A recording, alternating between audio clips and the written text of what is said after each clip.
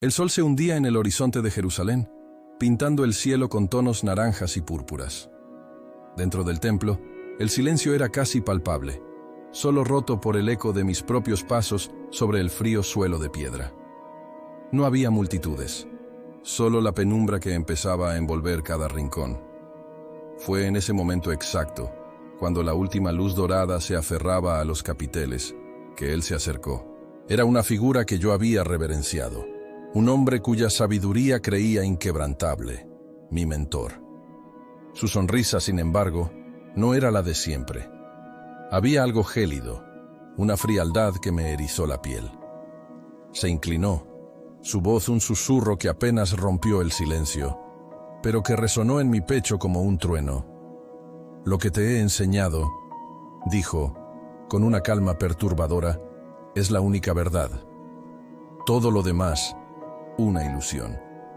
Sus palabras, dichas con el tono de quien imparte una bendición, eran una mentira devastadora, un golpe directo a todo lo que yo había creído, a cada cimiento de mi fe y mi existencia. En ese instante, su fachada de piedad se desmoronó para mí, revelando una intención manipuladora que me heló la sangre. Podría haber gritado, podría haber reaccionado con furia, pero no lo hice. Una extraña calma me invadió, una quietud que incluso a mí me sorprendió. Lo miré a los ojos, mis propios gestos controlados, sin mostrar la tormenta que se desataba dentro de mí. Supe entonces que esa mentira no solo era para mí. Era un veneno que había estado esparciendo, una grieta que, tarde o temprano, se abriría en su propia reputación, en la posición que tanto valoraba. No sabía el alcance de la devastación, pero sentía que algo grande iba a ceder. La verdad, aunque sepultada, siempre encuentra su camino hacia la luz. Esa frase, un viejo dicho que mi abuela solía repetir, cobró un significado nuevo y profundo en ese momento. Me aferré a ella como a un ancla en medio de la tempestad. Pero esta revelación fue solo el principio de una batalla mucho más profunda. Una lucha que no sería solo mía, sino de todos aquellos que habían sido cegados por su aparente santidad. El templo, ahora casi oscuro, parecía contener la respiración, esperando lo que vendría. La noche caía sobre Jerusalén, y con ella, la sombra de una verdad que no podía seguir oculta. Antes de continuar, suscríbete al canal y dinos dónde nos estás viendo en los comentarios. Tu apoyo es fundamental para que sigamos compartiendo estas historias. La mía apenas comienza, y hay mucho más que necesitas saber sobre cómo una mentira puede destruir no solo una persona, sino toda una comunidad. Mi historia es la de muchos, la de aquellos que, como yo, han tenido que enfrentar la decepción de una figura venerada. Es un relato sobre la fuerza que se encuentra cuando todo lo que se creía se desvanece y la valentía necesaria para buscar la verdad por uno mismo. El camino es largo y lleno de desafíos, pero la libertad que se obtiene al final no tiene precio. Este es un viaje que me cambió para siempre, y espero que también te dé algo valioso. Mi historia no empezó en ese templo oscuro, sino mucho antes, en las calles vibrantes de una Jerusalén que, aunque antigua, bullía de vida. Recuerdo el aroma a especias que flotaba en el aire al amanecer, el de comino y cardamomo, mezclándose con el olor a pan recién horneado que salía de las panaderías. Las calles empedradas, tan familiares bajo mis pies descalzos de niño, se llenaban de vendedores pregonando sus mercancías, de burros cargados y de la risa de los niños jugando. Era una ciudad que nunca dormía del todo, siempre con un murmullo de voces, un eco de oraciones que subía de las sinagogas cercanas, especialmente los sábados. En mi comunidad, la fe y la tradición lo eran todo. No había un solo aspecto de la vida que no estuviera entrelazado con las escrituras, con las costumbres de nuestros ancestros. Desde el nacimiento hasta la muerte, cada paso estaba marcado por un ritual, una bendición, una enseñanza. Los días se medían por las llamadas a la oración, las estaciones por las fiestas sagradas. Crecí sabiendo que mi lugar en el mundo, mi propósito, estaba ligado a esa fe inquebrantable. Las expectativas familiares eran claras: honrar a los mayores, estudiar la Torá, vivir una vida de rectitud. No era una vida de lujos, sino de simpleza, de trabajo duro y de una profunda conexión con lo espiritual. Fue en ese ambiente donde conocí a mi mentor. Él era una figura imponente en nuestra comunidad, un hombre de vasta sabiduría, respetado por todos. Sus palabras eran como un bálsamo para el alma, sus consejos, un faro en la oscuridad. Desde muy joven, me sentí atraído por su presencia, por la paz que parecía irradiar. Recuerdo la primera vez que me habló directamente, después de una lección en la sinagoga. Yo era apenas un muchacho, y él me felicitó por mis preguntas, por mi sed de conocimiento. Esa interacción, tan pequeña en su momento, me llenó de orgullo y solidificó mi admiración por él. Con el tiempo, esas interacciones se hicieron más frecuentes. Él me tomaba bajo su ala, dedicándome horas a explicar pasajes complejos de las Escrituras, a guiarme en mis estudios. Me sentía privilegiado, elegido. Sus enseñanzas eran fascinantes, abrían mi mente a nuevas interpretaciones, a una comprensión más profunda de nuestra fe. Sin embargo, con el paso de los años, empecé a notar pequeños detalles. Un comentario mordaz que pasaba desapercibido para los demás, una forma de corregir que, aunque disfrazada de guía, a veces se sentía más como una reprimenda pública. Recuerdo una vez, durante una discusión sobre un texto sagrado, que expresé una opinión diferente a la suya. No fue una contradicción, solo una perspectiva distinta.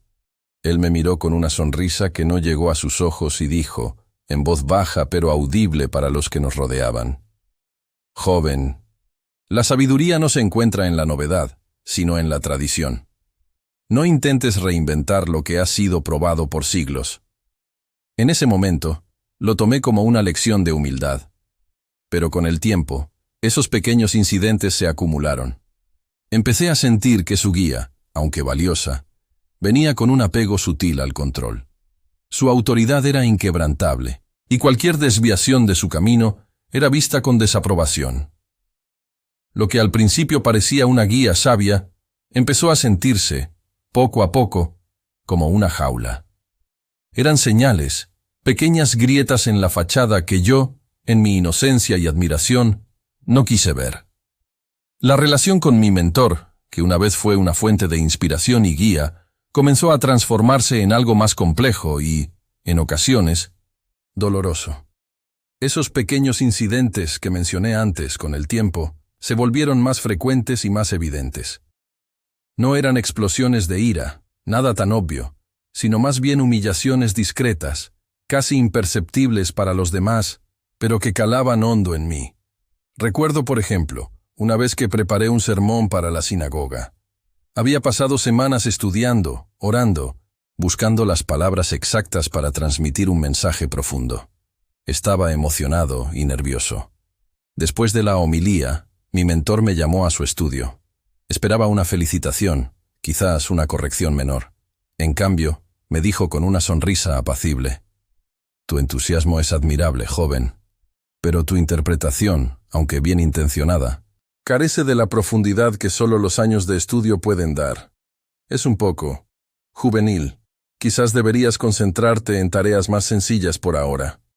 Lo dijo con tal calma, con tanta autoridad, que sentí que no podía rebatirle. Sus palabras, disfrazadas de corrección espiritual, me hicieron sentir pequeño, inexperto, y minaron mi confianza.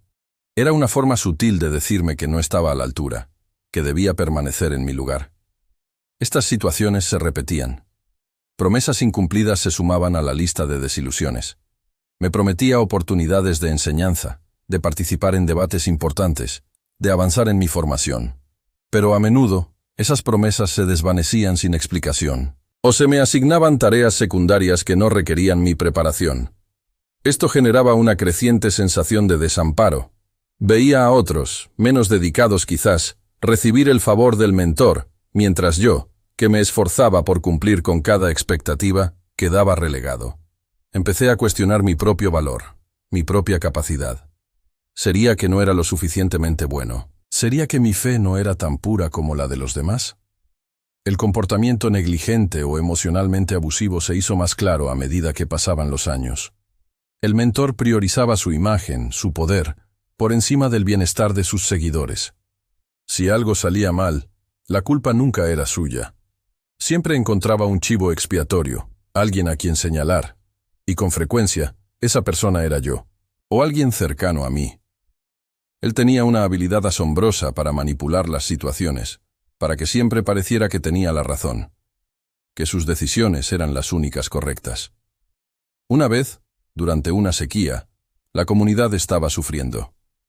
Yo propuse un plan para racionar el agua de manera más equitativa, basándome en los principios de la Torá sobre la justicia social. El mentor lo desestimó públicamente, diciendo que mi plan era demasiado radical y que confiar en la providencia divina era el único camino. Días después, cuando la situación empeoró, él implementó un sistema de racionamiento que era casi idéntico al mío, pero lo presentó como su propia idea, sin darme crédito alguno. Esto no solo me dolió, sino que también me mostró una faceta de él que hasta entonces había preferido ignorar. No le importaba la verdad o la justicia, sino su propia autoridad. El engaño que se manifestó de forma tan devastadora en el templo, que me dejó aturdido en la parte 1, no fue un evento aislado.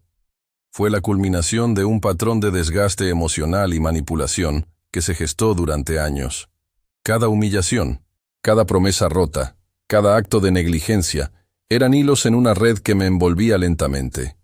El engaño no era solo una mentira específica, sino una forma de vida, una estructura de control tejida sutilmente con palabras de piedad y autoridad. Me había llevado al borde del abismo, haciéndome dudar de todo lo que creía, incluso de mí mismo.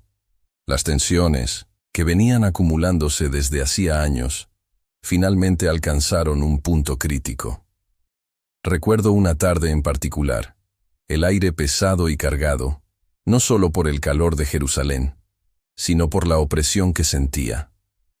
Intenté hablar con el mentor, explicarle mis observaciones sobre la injusticia, sobre cómo sus decisiones afectaban a los más vulnerables en la comunidad.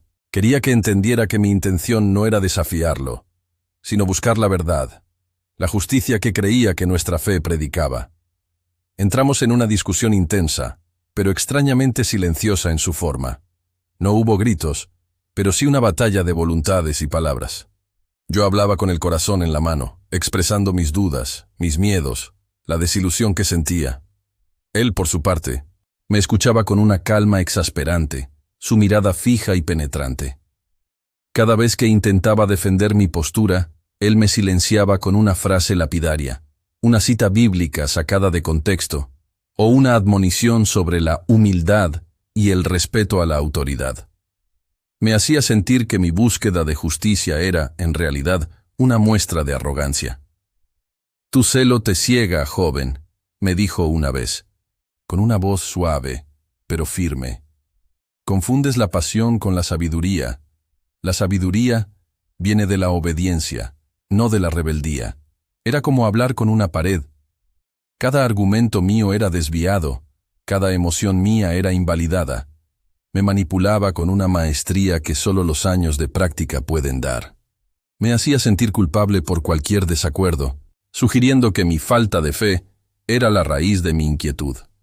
Me preguntaba si realmente estaba en lo cierto, si mis percepciones estaban distorsionadas. La presión familiar y social se intensificó.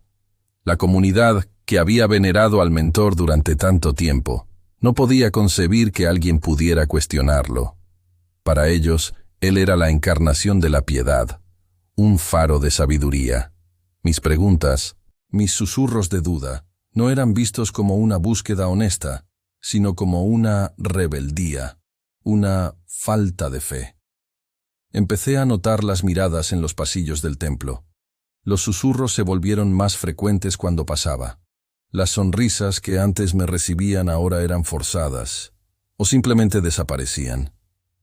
Mis propios parientes, que antes me habían apoyado, Comenzaron a aconsejarme que guardara silencio, que no creara problemas. Respeta a los ancianos, me decían.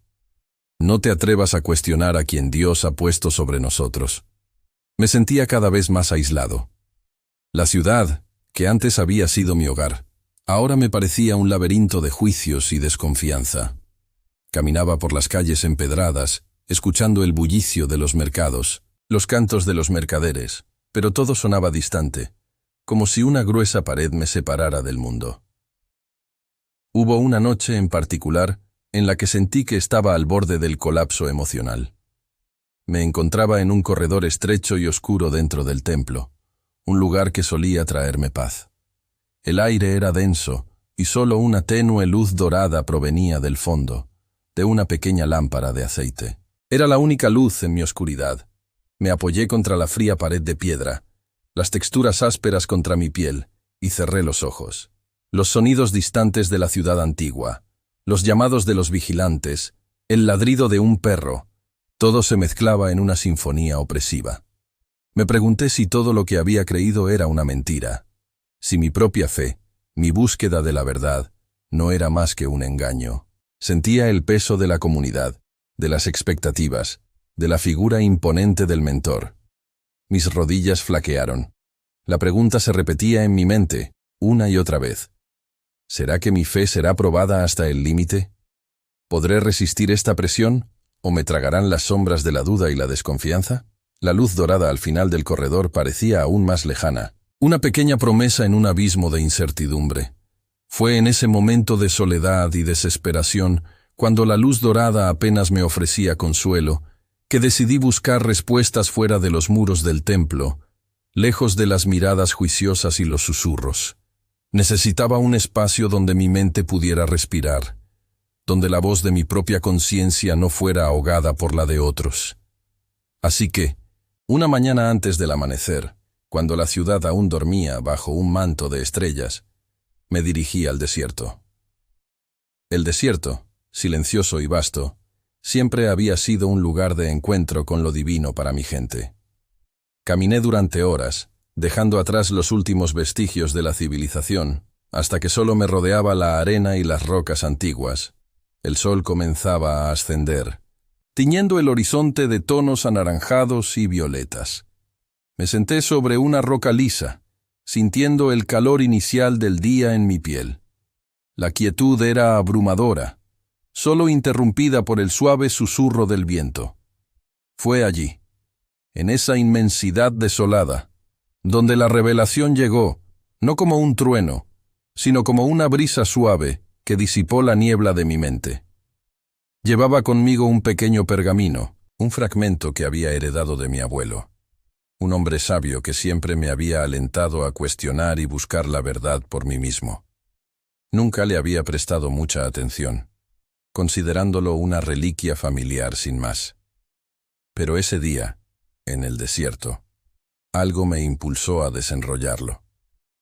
El pergamino contenía una enseñanza antigua, un pasaje olvidado de las escrituras que hablaba de la humildad de los líderes y la importancia de la verdad por encima de la autoridad ciega.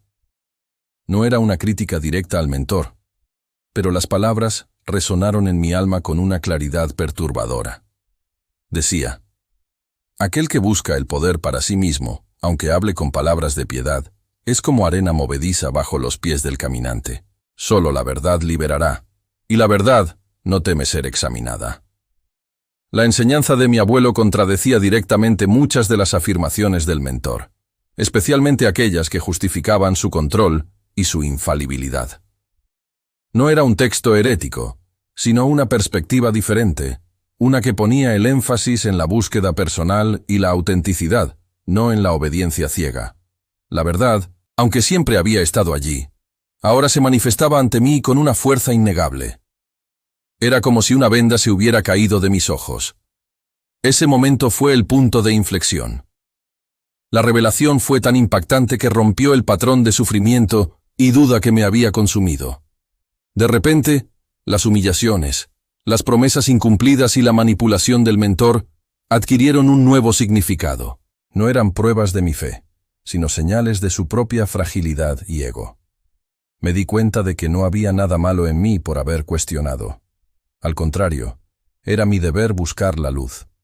En ese instante, sentado en el desierto, tomé una decisión drástica. Ya no podía vivir bajo su sombra, ni permitir que su versión distorsionada de la fe definiera mi camino. No sabía exactamente cómo lo haría, pero sabía que tenía que confrontar la situación. Ya fuera desvelando la verdad a la comunidad, o simplemente rompiendo lazos y siguiendo mi propio camino, lo haría. No me dejaría engañar por más tiempo. Permanecer firme era vital. Mi corazón, que había estado pesado y oprimido durante tanto tiempo, sintió una ligereza inesperada. No era la ligereza de la huida, sino la de la determinación. La luz dorada que antes me parecía lejana en el corredor oscuro, ahora brillaba en mi interior. Era el inicio de mi verdadera libertad, el culmen de mi lucha interna.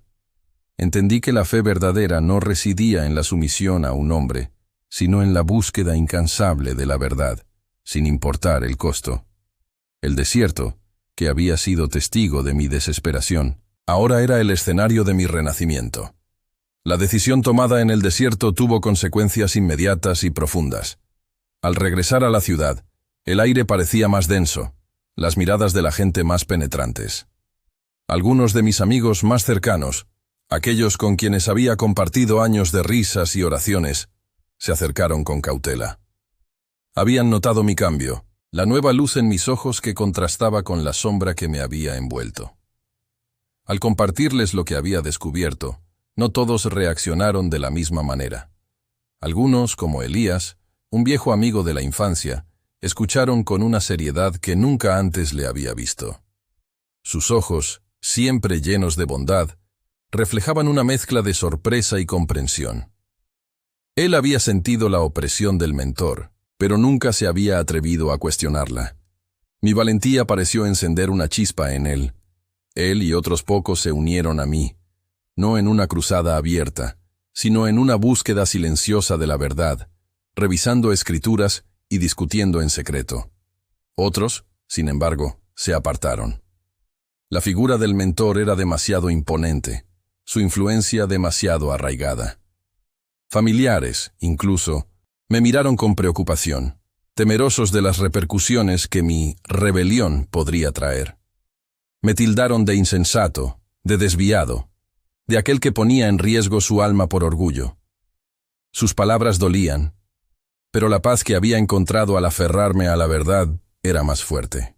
Entendí que cada uno debía recorrer su propio camino y que no podía forzar a nadie a ver lo que no quería. La consecuencia prometida, la caída del mentor, no llegó con un estruendo, sino como un lento y doloroso desmoronamiento.